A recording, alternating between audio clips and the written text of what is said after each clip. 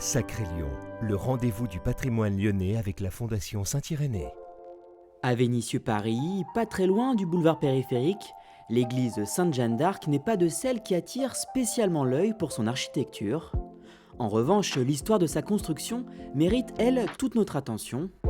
Pendant l'entre-deux-guerres, la population de Paris est ouvrière et majoritairement issue de l'immigration italienne et espagnole. Très pieux mais bien trop éloigné du centre-ville de Vénissieux et de son clocher, les habitants de ce qui est alors un petit hameau agricole eurent envie de construire leur propre église. Donc ici, c'est l'église des ouvriers construite par les ouvriers. Tout est très simple, très épuré. C'est le style voulu par les curés de l'époque qui ont voulu que les ouvriers soient à leur aise ici dans cette église.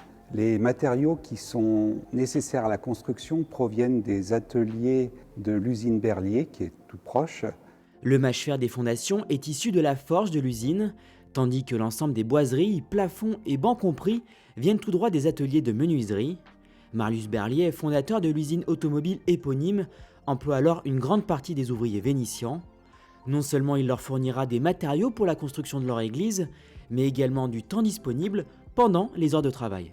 Marius Berlier participait toujours dans les œuvres et donc pour cette église, en déléguant des ouvriers sur le chantier, en déléguant des ouvriers pour le transport des matériaux. Il a participé d'une façon titanesque, je dirais, à l'œuvre, puisque pratiquement à 100% cette église a été portée par les ouvriers Berlier et Marius Berlier qui a bien accepté de financer ces ouvriers pendant ces 2 années de travail. Débutée en 1931, l'église Sainte-Jeanne d'Arc sera achevée en 1933, mais elle attendra la fin de la Seconde Guerre mondiale pour se parer de ses vitraux au style très caractéristique. Créé par Theo Hansen en 1946, il symbolise, là encore, toute la philosophie de la vie ouvrière de l'époque, et plus précisément celle de l'usine Berlier. Jusqu'à maintenant, jusqu'en 1933, tous les tableaux et les représentations de Jésus, c'était dans la noblesse, dans l'aristocratie. Et là, vous avez une représentation du mystère chrétien dans la condition ouvrière. Du coup, c'était une sacrée reconnaissance, absolument merveilleuse et très très belle, de voir Jésus dans la condition ouvrière de 1933 en France.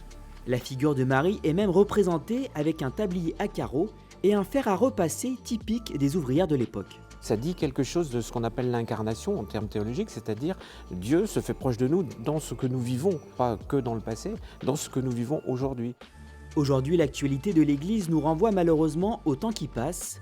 Près d'un siècle après sa construction, l'édifice montre de sérieux signes de vétusté et nécessite d'importants travaux. L'extérieur a été pris en charge par le diocèse, mais il reste à restaurer tout l'intérieur.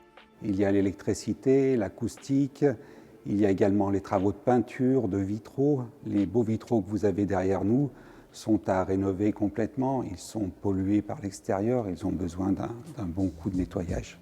Pour aider à sa restauration, vous pouvez donner via la Fondation du patrimoine ou bien directement auprès des 2 associations partenaires, Parce que Paris et Viniciacom. Une façon de préserver un patrimoine architectural d'un grand intérêt historique et sociologique.